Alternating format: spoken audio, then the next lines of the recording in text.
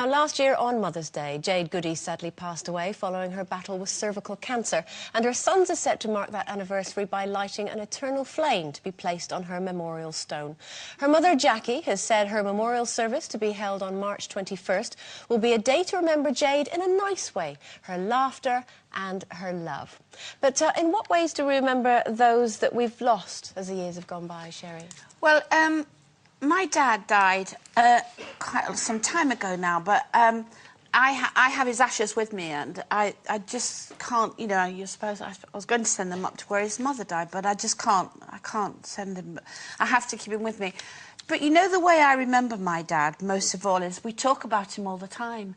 And you know what? We laugh so much when I think of all the things we used to do together.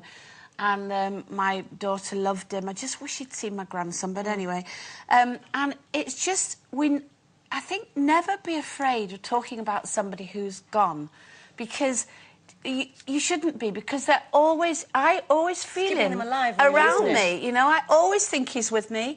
I often will sit there and go, Dad, listen, I've just got this in, can you just help me? And I know he's listening, and it's a bit kind of, you know, too much, but I just loved him so much, and I just know he's there, and I keep him alive by remembering. Yeah, and you know, you said that Oliver, you wish that Oliver had known him. Yes, I do. He will feel like he knew him if you, because Paul has lost two members of his family when they were quite young, and we talk about them all the time. We don't have like an annual thing. We just talk about them and we say, oh, she would have had this, and this was hers, and you can have it now, Bo. So Bo feels very much like she knows Paul's sister, who passed when she was 36, very young, of cervical cancer. But we keep her very much alive by sharing and talking. And now my daughter has a really well-defined idea of what kind of person she was, and feels very strongly that she knows her. You have to remember the funny times, don't you? I mean, my dad always liked to pint, always. And when we're at my brother's pub, you know, the first thing we'll do is, if a pint comes, I'll go, come on, Dad, you can have one as well, you know. And I just... and then people think, oh, God, she's gone mad. But I have to talk to him. I have to know. It makes sense to keep them with you at all times. I mean, we've got... My Auntie Cynthia, my dad's sister, died when she was far too young with bowel cancer, and she was such a special person in mine and my sister's life. And so we've tried to bring the kids up with a little sense of Auntie Cynthia, do you know what I mean? Because it's somebody that... I mean, Matthew was tiny when she died, so he has no memory, but it's somebody like your dad I would have loved them to know. And sadly, Tim's parents passed away. I never even met them, and he loved them so desperately. So it's not like every single year we don't say... He doesn't say, you know, oh, they died on this day type of thing. It's more like on their birthdays, actually. He'll say, oh, this would have been... They would have been so much of an age. But I hope that the boys... do have a sort of idea of, you know, because Tim loved them so much.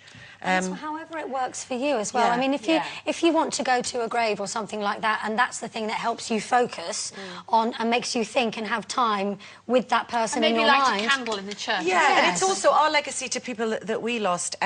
Tim's best friend, Ronnie / Sammy Johnson, played Stick in Spender. I was in a series called Spender with Jimmy Nail years ago, and he was sort of like the sort of lovable rogue.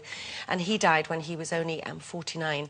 And Tim was just absolutely devastated. So he set up the Sammy Johnson Foundation, which helps kids from a sort of the same background, sort of working class background as Sammy was, to sort of get a start in this industry, and not necessarily in this industry, but, you know, people want to go to drama school, they can get a leg up. So his name lives on? So his name lives on, and we work...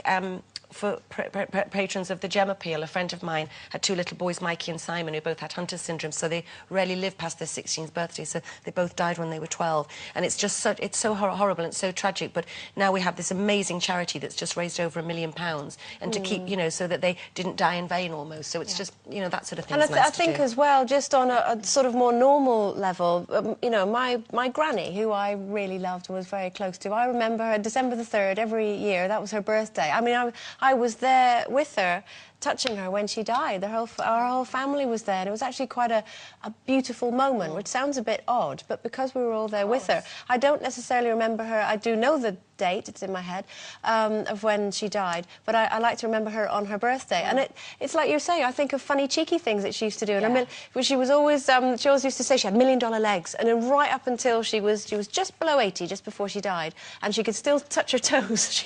And that was what she was really proud of.